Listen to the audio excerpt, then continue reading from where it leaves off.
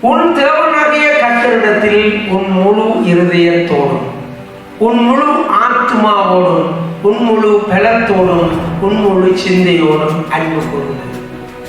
இதெல்லாம் 100% pure love, 100% உண்மையான அன்பு. ஆறால இருக்க முடியுமா? யாரால? அதான் ஜீசஸ் அல்லவா சொல்லிக் கொடுக்கிறார்.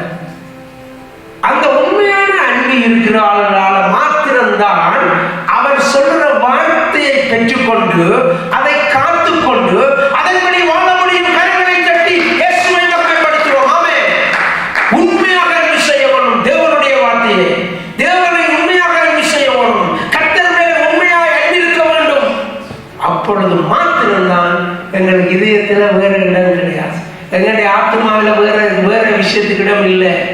எங்களுடைய பலமெல்லாம் ஆண்டவருக்காக இருக்கணும், கர்த்தருக்காக இருக்கணும். எங்களுடைய சிந்த மைண்டு எல்லாம் ஆண்டவருடைய இருக்கணும். சேர்த்துக்கு வரக்குள்ளே 1000 பிரச்சனைகள் இருக்கிறது உண்மை. எல்லாம் மனுஷன். ஆனால் 24 மணித்தியாலும்